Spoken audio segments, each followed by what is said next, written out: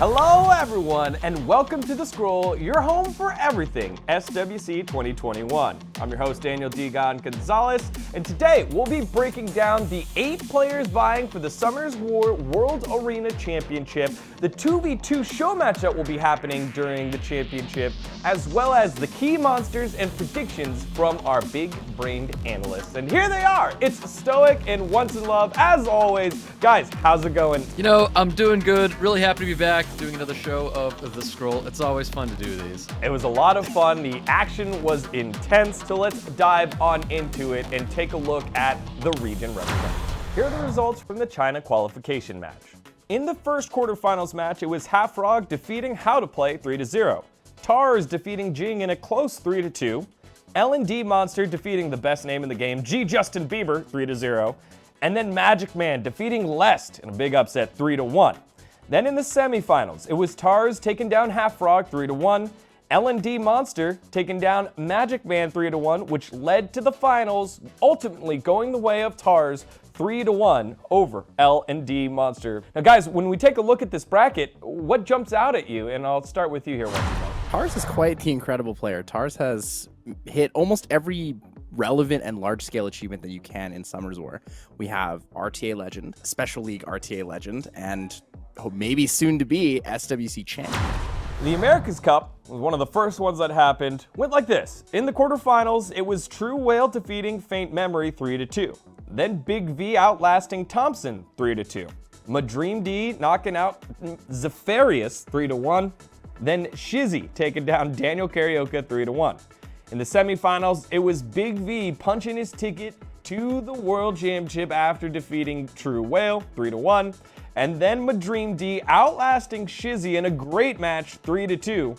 In the finals, Big V made the claim to the America's Cup by winning 3-1 over Madream D, but both players head to the World Championship. So, guys, again, a great tournament, a lot of fun, upset. Stoic, what jumped out at you in this one? I mean, we saw players likes of Thompson and Faint Memory. Both these were absolute incredible players. On that top side of the bracket, there was just so much action going on. But we saw Thompson go up against Big V, and Big V showed some things that we have never seen before. In the APAC Cup quarterfinals, it was Second Baby defeating Matsu 3-2. Jack defeated Frank 3-2. Diligent took down reigning world champion Mr. Chung 3-1. And Hong KFC defeated Oseru 3-2. In the semifinals, it was Second Baby booking his ticket to the World Finals after defeating Jack 3-1, and Diligent returns to the World Finals 3-1 after defeating Hong KFC. In the all-important third place match with the world spot on the line, it was Jack defeating Hong KFC 3-2. And in the finals, to claim the APAC Cup, it was Diligent with the clean sweep of the Korean Second Baby 3-0, and he will be the #1 seed from the APAC region.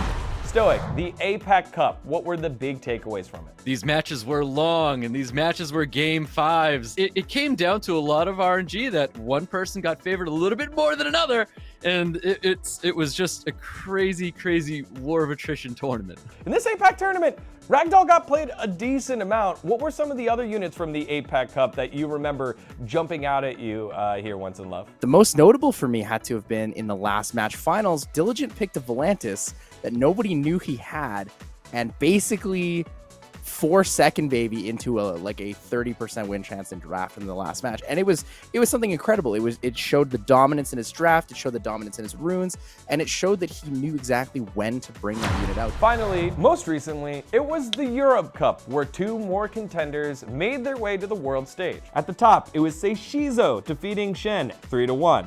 Rosith fell to Pinkroid 3-1. Ismu defeated reigning European champion Velipity 3-2, and in the final match, Livert defeated Obabo 3-0. Then in the semifinals to book their ticket to the World Finals, it was Seishizo unable to defeat Pinkroy 3-2, and Ismu defeated Livert 3-1, which led to the finals with both players qualified for the World Finals. Pinkroyd clean sweeping Ismu 3-0. Stoic, you were there front and center. What were some of the big takeaways from the EU Cup? This is another bracket breaker. We saw Velipity go down, last year's European champion. We saw a crowd favorite Obabo getting taken down by Levert. Roslith losing to Pinkroyd, that's a tough match right there. But a lot of eyes were on this match, and that was Seishizo and Shen. This is round 3 between these two. They've been going at it for 2 years straight, and Seishizo finally taking down Shen to move forward in the tournament. So that was a big moment for him.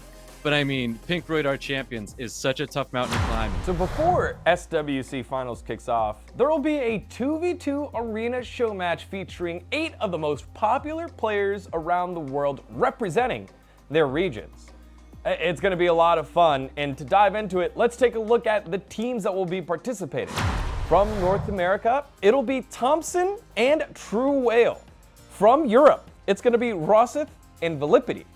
APAC has 2 teams that will be participating. The first one being Hong KFC and Croms, and the second team being Mr. Chung and G Diego.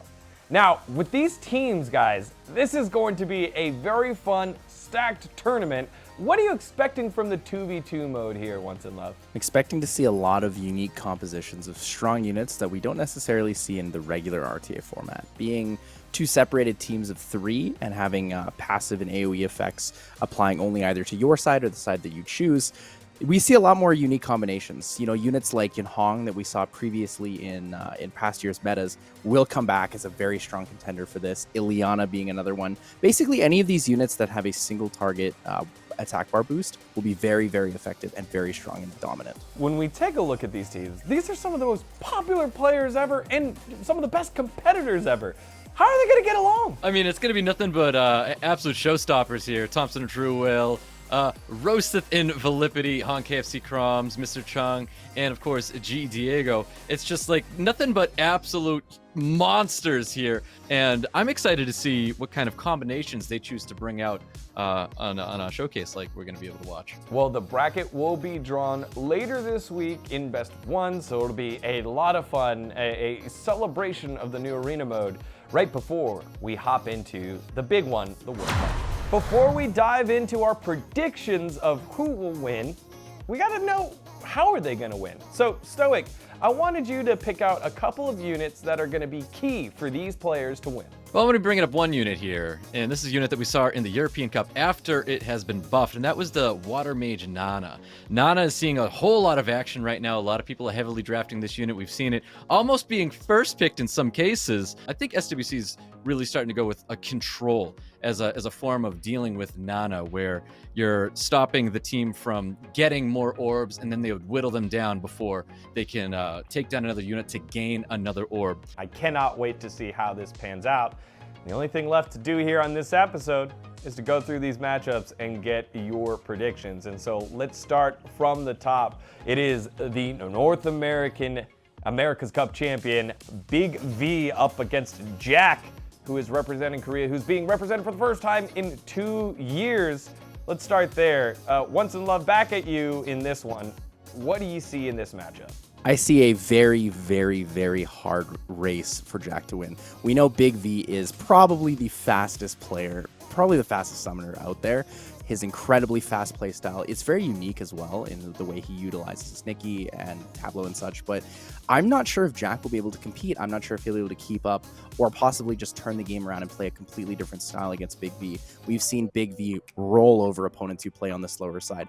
We've seen him absolutely one-turn people who try to contest speed with him. So Big V is a big scary match to play. Now, the next matchup coming up here, it's a battle of light and dark. You got the Light Panda on one side, you got the Dragon Knight on the other side. It's Pinkroyd and Second Baby in this one. Stoic, when you take a look at these two competitors, what does your gut tell you? Pinkroyd and Second Baby, this is one that can honestly go either way. Obviously, Tianlang, Ragdoll, Tianlang being a great pickup against a Ragdoll, but I'm sure we're not going to be seeing just a Ragdoll coming at a Second Baby. Second Baby is another player who has lots of tools that he can use in his drafts. But as for close matches, Pinkroyd, Second Baby, I think this is the only one where I really can't be decided when it comes to these two players. That will be the battle of the youth, the 2 youngest players in the tournament in the second match of the day. Which leads us to the rune quality battle here in our third match of the day. Diligent and Madream D. So let's start with you, OnceInLuv. How do you feel about this matchup? This is probably the hardest match, I'll be honest. Jack versus Big V is a tough match, but Diligent is as they call him, the Iron Fortress. dGon has incredible runes, incredible artifacts, incredible box. He's also brilliant when it comes to drafting. He plays carefully, collected. He analyzes every match. He takes the time he needs to adjust for future matches when he gets caught off guard. I do think, though, that Madreamd has the ability to come back from it. His runes are good. His monster box is good. He has a little bit of a unique playstyle on his own. I'm just worried that it might not be enough to compare with how aggressive dGon can play in the current meta. And the fourth and final match, it's the David versus Goliath, as they like to build this one. It's going to be a big hill for Ismu to try and take down Tars, but he's going to try his best. Stoic, how does he do it? I mean, this is tough. Even in European Cup, I feel like everybody counted Ismu out. And Ismu made a huge statement going into European Cup. Ismu played his matches, he made his drafts, and he made it all the way here into the World Final. So when it comes to Ismu and Tars, I think Ismu is once again on the back foot. He needs to play his match. He needs to show why he belongs here and take down Tars, because I think anybody would look at a Tars and Ismu match and say Tars is going to be the clear victor here. Those are your 4 opening matches. It sounds like you guys have picked your favorites, but let's just simplify it. Who goes home as the champion of SWC 2021? Stoic, we'll start with you. I mean, I said it before and I'll say it again. America's Cup put their best foot forward this year, and I do believe Big V is going to be the champion this year. If Madreamd bests dGon, then I think it's NA for sure. If Madreamd does not best dGon, I think Pinkroyd actually has a really good shot at taking it. I do think this is the year that the cup might not go to the Asia Pacific region. I actually do think that EU has a great shot, and so does NA. We have Big V, Madreamd, Pinkroyd, and Ismu. These are our 4 incredible players. This is a stacked tournament. This is something we usually see a strong tournament, but this is like, it feels like it's another level. Well, it's been a long year to get us here to this point, but we're at the precipice of the finals. I cannot wait to see what happens. Y'all, it's been an absolute pleasure doing every single show, every single scroll with you all. Guys, final words before we close out the last episode of the scroll. Be ready for a very exciting World Final. Like OnceInLuv has said, we've got some absolute beasts going into the World Final, and it's going to be nothing but excitement. So look forward to every one of these matches, and I hope everyone's brackets don't get devastated. I just want to say thank you guys for having me this year. It was incredible. It was an incredible experience working with you, dGon, as well as Stoic, and in the most recent tournament, getting the chance to work with Boss. It feels like a dream come true, and I'm really happy that that dream could be shared with you guys. Oh, don't get too sappy there, Tyler. We still got one more show left, and that, of course, is the finals. You can find it at all of the channels that you watch SWC. It'll be a heck of a tournament. On behalf of myself, the analysts, and everyone here on the SWC broadcast crew, we thank you for watching, and we'll catch y'all. Bye.